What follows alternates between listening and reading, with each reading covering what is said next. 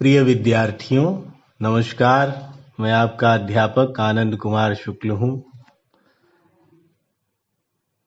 पिछली 2 कक्षाओं में हम लोग राम नरेश त्रिपाठी जी की काव्य प्रवृत्तियों को और उनके खंड काव्य पथिक के बारे में पढ़ रहे थे।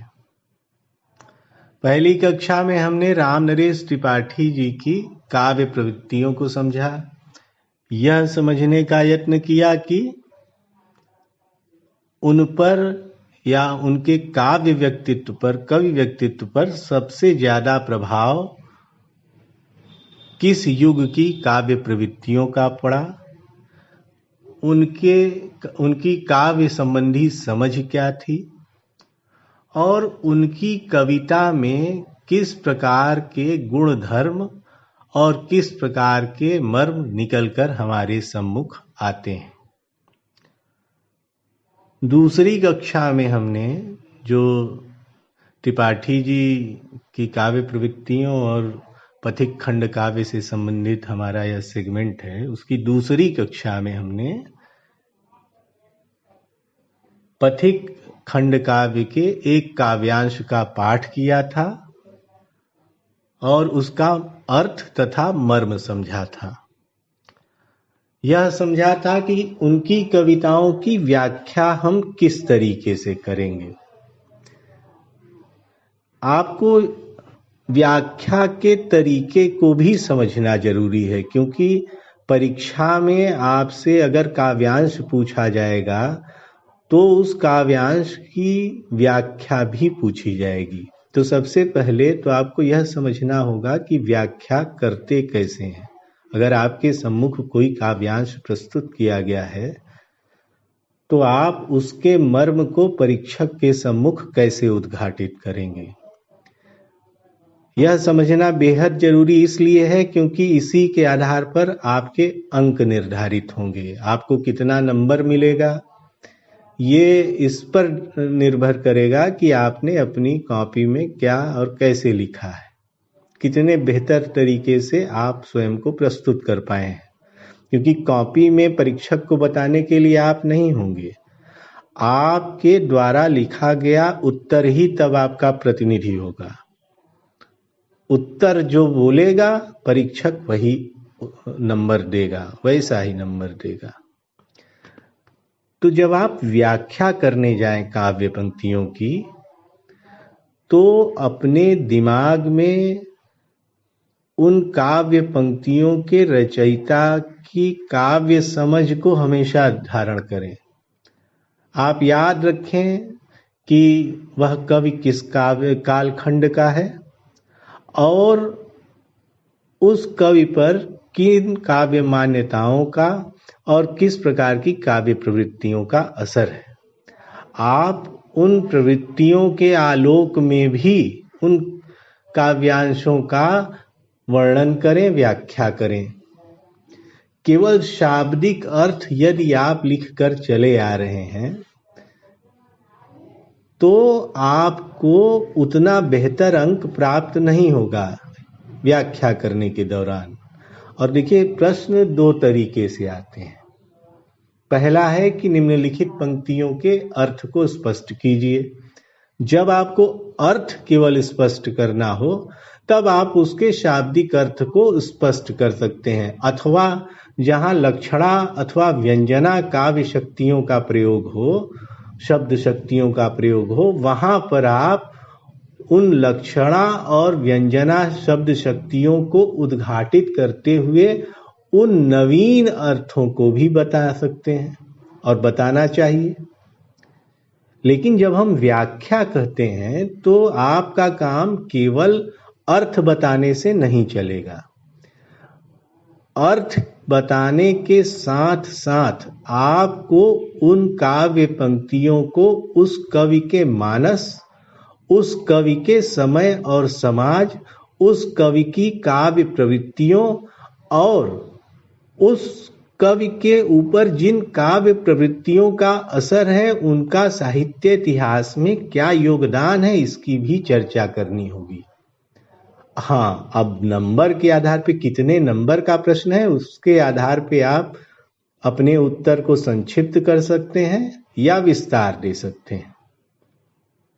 इतनी बात आपको अपने ध्यान में रखनी है, समझ जाना है कि उत्तर कैसे प्रस्तुत करना है, क्योंकि अंततः तो आपको एक परीक्षा से गुजरना ही होगा। तो उत्तर कैसे लिखें उस परीक्षा में, इसकी समझ अपने दिमाग में विकसित करनी होगी। अब हम एक काव्यांश का पाठ करेंगे, उसका अर्थ और मर्म समझेंगे और फिर उसकी एक संक्षिप्त व्याख्या भी समझेंगे कि यदि हमारे हमारी परीक्षा में यह प्रश्न आता है, यह काव्यांश आता है कि इसका अर्थ और मर्म स्पष्ट कीजिए या इसकी व्याख्या कीजिए, तो हम किस प्रकार से इन काव्य पंक्तियों की व्याख्या प्रस्तुत करेंगे। मैं आपके सामने पथिक खंड काव्य का यह काव्यांश प्रस्तुत कर रहा हूं। सबसे पहले तो आप लोग काव्यांश सुनिए।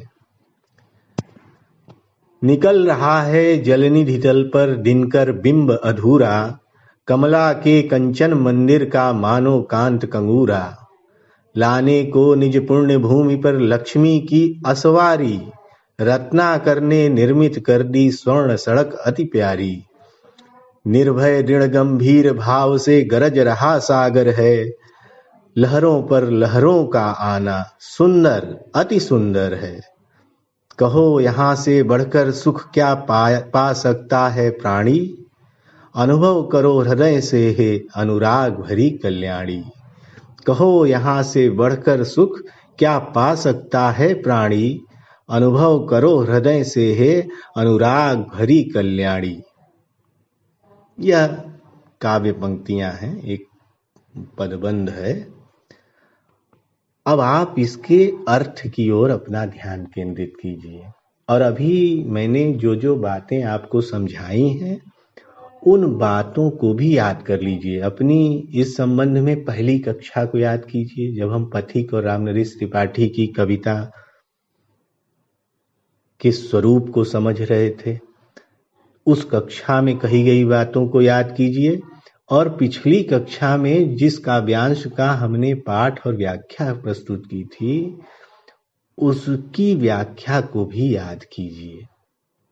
किस तरीके से रामनरेश त्रिपाठी की कविताएं स्वयं में स्वच्छंदतावाद की प्रवृत्तियों को अभिव्यक्त करती हैं और किस प्रकार से वे अपने युग के स्वप्न को भी निर्मित करती हैं और यह स्वप्न बहुत ही सुस्पष्ट है। मैंने आपको पिछली कक्षा में ही बताया था कि छायावादी कविताओं और कल्पनाओं और स्वच्छंदतावादी कल्पनाओं में फर्क है। उस अंतर को समझना बेहद जरूरी है। कल्पनाएं दोनों जगह विद्यमान है, लेकिन उन कल्पनाओं का स्वरूप बहुत कुछ हूबहू एक जैसा नहीं है। मैंने बताया था आपको कि जो स्वच्छंदतावादी कल्पनाएं हैं वे स्वभाव और स्वरूप में बेहद सरल है, जबकि छायावादी कल्पनाएं अपने स्वभाव और स्वरूप दोनों स्थितियों में उन कविताओं की तुलना में बेहद जटिल है। आप जो अभी मैंने कविता आपके सामने पढ़ी, काव्यांश प्रस्तुत किया, आप इस काव्यांश के पूरे बिंब को देखें। जो कल्पना प्रस्तुत की गई है समुद्र, सूर्य और आसमान के माध्यम से, समुद्र की गर्जना के माध्यम से, समुद्र के हाव भाव के माध्यम से, उस कल्पना में कितनी सहजता है। कोई बहुत जटिलता नहीं है, लेकिन सहज तरीके से एक मासूम संवेदना की अभिव्यक्ति, यह बहुत बड़ी विशिष्टता है। मैंने पिछली कक्षा में भी, इससे पहले भी कहा था कि कठिन बातों को कठिन भाषा में कह देना बहुत आसान है।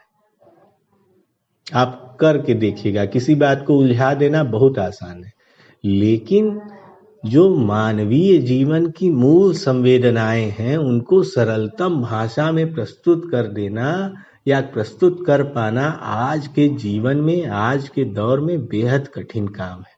जीवन इतना जटिल हो गया है कि हम जीवन की उन सरलतम व्याख्याओं को धारण ही नहीं कर पा रहे हैं। अब हम इस कविता के एक अर्थ को देखते हैं। क्या कहती है कविता?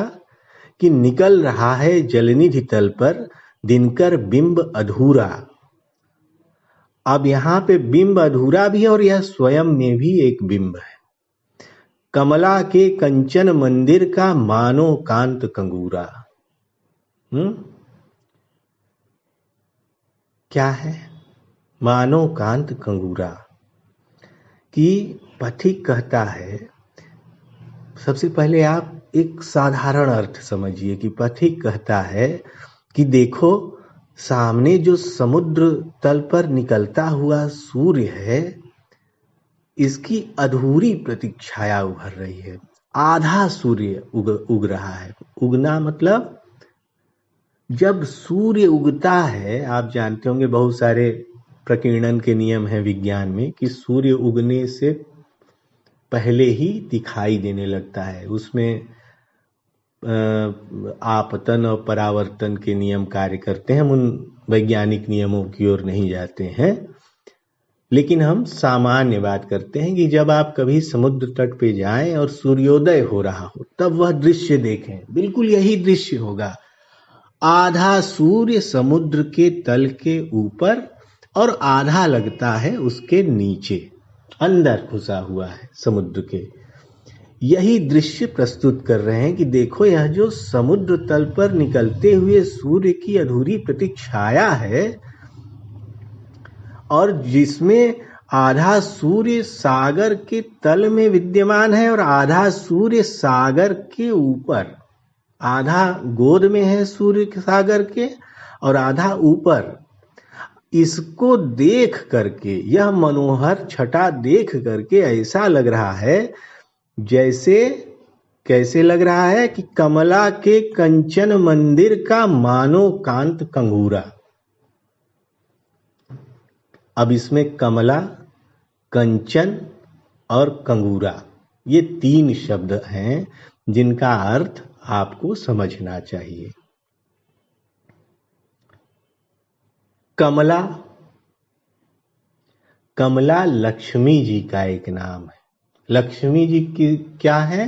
धन की देवी हैं। जो भारतीय संदर्भ हैं, धर्मशास्त्रीय संदर्भ हैं, उनके अनुसार लक्ष्मी माता धन की देवी हैं। धन, समृद्धि, सुख, संपदा को धारण करती हैं।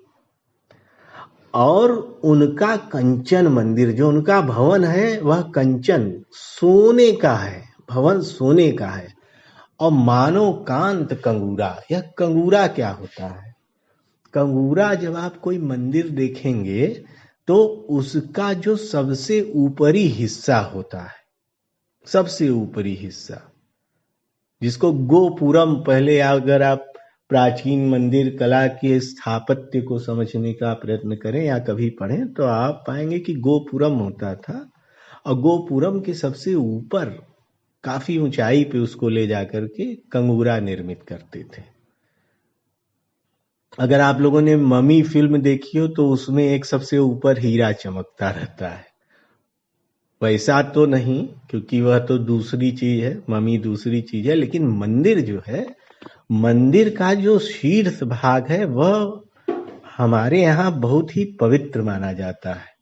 और केवल हमारे यहाँ ही नहीं, यह लगभग सभी धर्मों में है कि उनके पूजा स्थलों का जो सबसे शीर्ष भाग है वह बहुत ही पवित्र माना जाता है। तो यहाँ पे कह रहे हैं कि कमला के कंचन मंदिर का मानो कांत कंगूरा। वह कंगूरा है। और जैसे कमला का भवन है और उस भवन के ऊपर जो स्वर्ण भवन है, उसके ऊपर यह सूर्य, दमकता हुआ रक्ताभ सूर्य रख दिया गया है। आगे कहते हैं राम नरेश जी कि लाने को निज पुण्य भूमि पर लक्ष्मी की असवारी, रत्नाकर ने निर्मित कर दी स्वर्ण सड़क अति प्यारी। अब इसमें आप देखिए कि बार बार लक्ष्मी जी का नाम आ रहा है। लक्ष्मी जी वैभव की देवी है, सुख संपदा की देवी है। अब उनको इस धरती पर आना है। अब आप यहीं पे उस अर्थ को देखिए।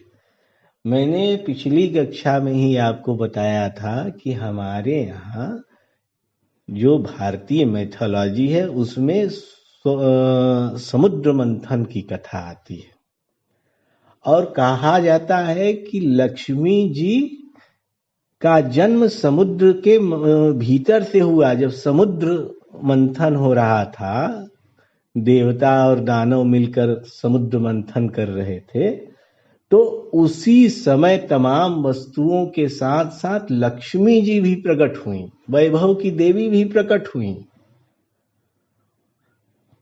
और इसलिए समुद्र उनका घर है। एक तरीके से आप कहें बिल्कुल देशज तरीके से तो समुद्र लक्ष्मी जी का मायका है।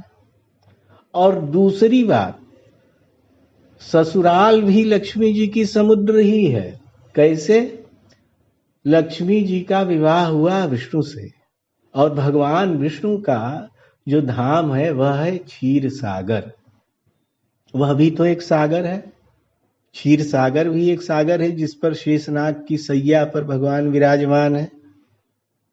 तो वह भी तो एक सागर है। तो समुद्र मंथन से निकली लक्ष्मी का दूसरा निवास भी एक समुद्र ही है, क्षीर सागर ही है। और इसलिए लक्ष्मी जी का आवास, और लक्ष्मी जी हैं तो उनका आवास कोई खरपतवार, ईंट, पत्थर, सीमेंट का तो बना नहीं होगा।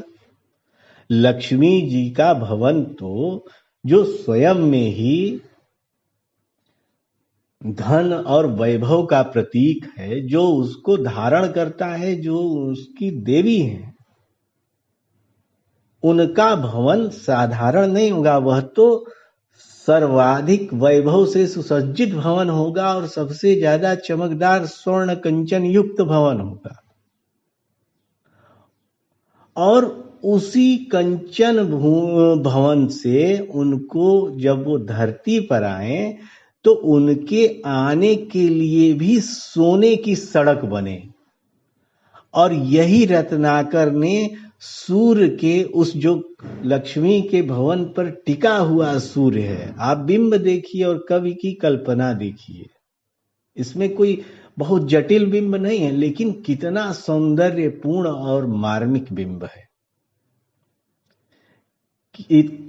किस तरीके से यह एक निश्चल मन की संवेदना को व्यक्त करता हुआ बिंब है कि समुद्र ने, रत्नाकर ने। अब देखिए यहां फिर मैंने कहा कि त्रिपाठी जी की जब आप कविता पढ़ें तो उनके शब्दों के चयन पर अवश्य ध्यान दें।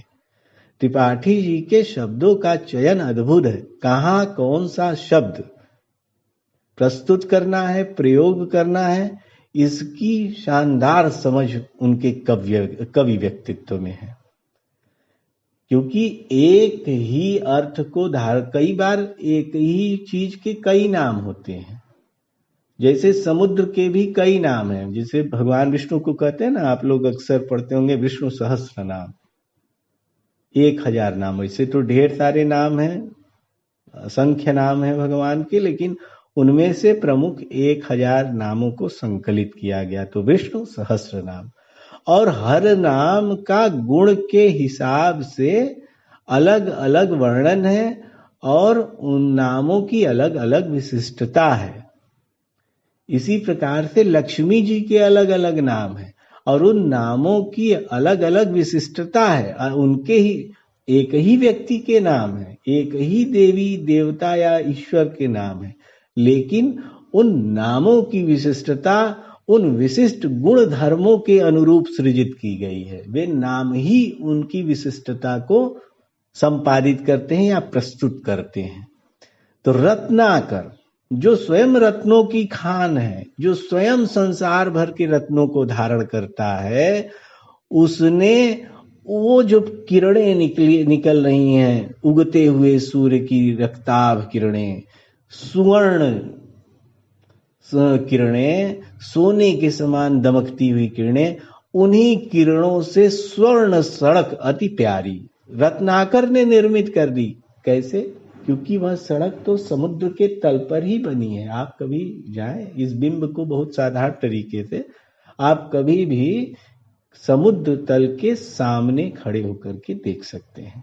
अब देखिए, भारत 3 तरफ से समुद्र से घिरा हुआ है। यदि आप बंगाल की खाड़ी की ओर जाते हैं तो आप सूर्य का उदय देख सकते हैं। यदि आप कन्याकुमारी जाएं तो आप सूर्योदय और सूर्यास्त, वहां स्थल और समुद्र का स्वरूप कुछ ऐसा है कि वहां पर आप सूर्योदय और सूर्यास्त दोनों को समुद्र तल के भीतर से देख सकते हैं। और यदि आप अरब सागर की ओर जाएं, भारत के पश्चिमी तट पर जाएं, तो आप सूर्योदय नहीं देख पाएंगे समुद्र में, आप सूर्यास्त देखेंगे। ये थोड़ी भौगोलिक समझ भी रखनी चाहिए। अपने देश की भौगोलिक स्थिति हमेशा ध्यान में रखनी चाहिए। तो यहां पर सूर्योदय की बात हो रही, और सूर्योदय के समय एक तो मन वैसे ही प्रमुदित और प्रफुल्लित रहता है। वैसी प्रमुदित और प्रफुल्लित मन की दशा में कवि किस प्रकार के वैभव की, और यह वैभव 2 जगह है। पहला वैभव का पहला संकेंद्रण तो स्वयं प्रकृति में है, और उसी प्राकृतिक वैभव का प्रतिबिंब कवि के मन में है। यानी यह वैभव, यह प्राकृतिक वैभव 2 स्तरों पर प्रस्फुटित होता है। अब आप देखिए कि निर्भय दृढ़ गंभीर भाव से गरज रहा सागर है, लहरों पर लहरों का आना सुंदर अति सुंदर है। कभी कभी कवियों की यह कोटि रही है कि वे एक भाषा से इतर दूसरी भाषा के काव्य प्रयोगों को भी प्रस्तुत कर लेते हैं, अपनी कविता में समा लेते हैं। यह कवि का गुण है। कई बार हम कभी कभी 2 भाषाओं के बीच के द्वेष को स्पष्ट करने के लिए करते क्या है कि अगर कवि ने कोई प्रयोग किया है तो हम उस प्रयोग को खारिज करते हैं या कहते हैं कि यह फला भाषा का प्रयोग है, इस भाषा में नहीं आना चाहिए था। लेकिन ऐसे किसी भी द्वेष भाव अथवा पूर्वग्रह से ग्रसित होने के बजाय हमें यह समझना चाहिए कि जो प्रयोग कवि ने किया है वह अपनी भाषा के लिए सुसाध्य है कि नहीं, वह हमारी भाषा की जो मूल धारणा है, जो मूल प्रकृति है, उसके कितना अनुकूल है अथवा उसके कितना प्रतिकूल है। द्विवेदी जी जब कहते हैं कि पहले तो आप इस बिंब को देखिए, और बिंब क्या है? वह दृश्य है, और यह दृश्य किसी का भी अनुभव बन सकता है। जो भी समुद्र के सम्मुख, समुद्र के किनारे खड़ा होगा, उसे यही दृश्य, यही मनोभूमि का अनुभव होगा कि निर्भय दृढ़ गंभीर भाव से गरज रहा सागर है। सागर का गर्जन अद्भुत होता है, और इसे वह नहीं समझ सकता जो कभी सागर तट पर गया नहीं। हमेशा कभी न कभी जीवन में सागर तट पर जाना चाहिए। यदि आप नहीं गए हैं तो अपने जीवन का एक लक्ष्य यह भी निर्धारित कीजिए कि कभी मुझे सागर के किनारे, सागर तट पर जाकर बैठना है। और उस बैठने में आप बहुत सारी अनुभूतियों को सदा ग्रहण करते जाएंगे। प्रकृति और प्रकृति के जो विविध तत्व हैं, समुद्र, सूर्य, आकाश और धरती, ये सब मिल करके स्वयं ही आपके भीतर अनुभव का संचार करेंगे। आपको अपनी तरफ से कोई अलग से प्रयत्न नहीं करना है। यह अनुभव है। निर्भय दृढ़ गंभीर भाव से गरज रहा सागर है। समुद्र बिल्कुल निर्भय होकर दृढ़ और गंभीर भाव से गरज रहा है, और लहरों पर लहरों का आना। आप देखेंगे एक लहर आती है, उसी के ऊपर से दूसरी लहर आती है, और बड़ी गुरुगंभीर लहरें होती हैं। वो कोई तालाब की लहरें छुक छुक करती हुई नहीं होती, बहुत ही गंभीर गुरुगंभीर लहरें होती हैं। और उन लहरों का लहरों पर आना, यह जो क्रमिक दृश्य है, यह अद्भुत मनोरम है। और सुंदर अति सुंदर है, इतना सुंदर है कि अति सुंदर है। जैसे कई बार ये यहीं पे फारसी के काव्य प्रयोग को ग्रहण किया कवि ने। ये जो है सामान्यतः आपको हिंदी में नहीं दिखाई पड़ेगा। सुंदर अति सुंदर है, ये जो रिपीटिव सिचुएशन है, जो दोहराव है, वह जोर देने के लिए किया जाता है। और जोर कितना कि ऐसा लगता है जैसे कि उस सौंदर्य को शब्दों में बयान कर पाना संभव नहीं है, शब्दों में वह सौंदर्य समा नहीं पा रहा है। ये एक तरीके से उस सौंदर्य को अभिव्यक्त करने में विवश होते कवि की छटपटाहट भी है कि इतना सुंदर और मनोरम है कि मैं उसकी सुंदरता को अपने शब्दों में कैद नहीं कर पा रहा हूं। सुंदर अति सुंदर है। और अब आगे देखिए जो आखिरी पदबंध है कि कहो यहां से बढ़कर सुख क्या पा सकता है प्राणी, अनुभव करो हृदय से हे अनुराग भरी कल्याणी। अब देखिए यहाँ पे सुख है और एक नायिका है जिसका नाम है कल्याणी। अब इस कल्याणी को नायिका न समझें तो इस कल्याणी शब्द के अर्थ को समझें। अर्थ क्या है कल्याणी का? कल्याणी यानी कल्याण को धारण करने वाली। अब देखिए यहां पर केवल कवि सुख या संपदा या धन या वैभव की बात नहीं कर रहा है। आप अक्सर देखेंगे कि ढेर सारा धन वैभव संपदा लेकर के भी कई लोग बहुत दुखी रहते हैं। आप अपने निजी जीवन में अनुभव कर सकते हैं। खूब धन है, खूब संपत्ति है, खूब वैभव है, घर विशालकाय घर है, आलीशान कोठी, ढेर सारे नौकर, लेकिन मन दुखी है।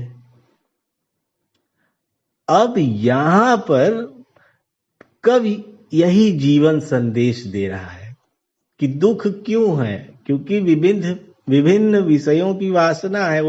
वो प्रकृति से प्रेम नहीं कर रहा है, वो तो कुछ और ही चीज चाहता है। और उस चाहना में घूमते हुए, सांसारिक भ्रमों का शिकार होते हुए वह इधर उधर विचर रहा है और दुख को प्राप्त कर रहा है। लेकिन सुख कहाँ है? सुख प्रकृति की गोद में। ये स्वच्छंदतावाद का बहुत मूल संदेश है। इसको बहुत अच्छे से समझना चाहिए कि जो स्वच्छंदतावादी कवि हैं, जो स्वच्छंदतावादी विचारधारा है, वह मनुष्य के मन में उद्भूत सुख का संकेंद्रण कहाँ मानता है। वह उस संकेंद्रण को मनुष्य और प्रकृति के आपसी जुड़ाव के भीतर देखता है। यही बात कवि इन काव्य पंक्तियों में कहता है कि कहो यहां से बढ़कर सुख।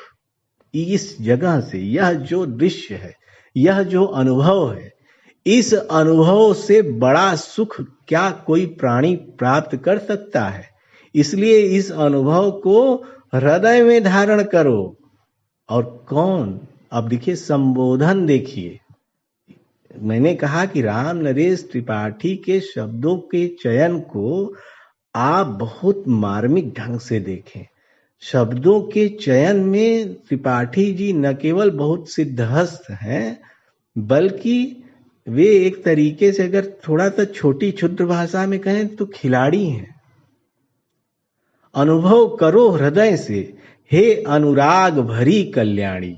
अनुराग, देखिए एक तो कल्याणी है, कल्याण को धारण करने वाली है, मानसिक सुख है वो, मतलब केवल संपदा धारण करने की बात नहीं है यहाँ पे। कल्याण का मतलब जितना जीवन के जितने अंग हैं, सभी के विकास, सभी के दुखों का परिमार्जन, सभी के जो भीतरी आंतरिक छटपटाहट है उसका उपशमन। और यह उस प्राकृतिक अनुराग कई बार, अनुराग शब्द बहुत पवित्र शब्द है। केवल अनुरक्त की न जाए। अनुराग एक थोड़ा सा अलग अर्थ। अनुरक्ति में वासना का संकेंद्रण है, लेकिन अनुराग में ममत्व ज्यादा है। अनुराग में प्रेम की मात्रा बहुत ज्यादा है, और यही अनुराग भरी कल्याणी है, सबका कल्याण करने वाली। यद्यपि यहाँ प्रेमिका भी है, लेकिन उसका एक अर्थ संदर्भ सबके कल्याण करने वाली उस मनोभूमि से भी है जिसमें अनुराग परिपूर्णता से भरा हुआ है। तो यह इस काव्यांश का अर्थ हुआ, मर्म हुआ और एक संक्षिप्त व्याख्या हुई। अब अगली कक्षा में हम कोशिश करेंगे कि एक काव्यांश का और पाठ कर लें, ताकि आप राम नरेश त्रिपाठी जी की कविता और उनके पथिक खंड काव्य से अच्छे से परिचित हो जाए, और परीक्षा में कोई भी प्रश्न आए तो आप बहुत सानंद, बहुत आराम से, बिल्कुल आनंदित होकर उसका उत्तर लिख सकें और खूब अच्छा अंक प्राप्त करें। इस कक्षा में इतना ही। धन्यवाद।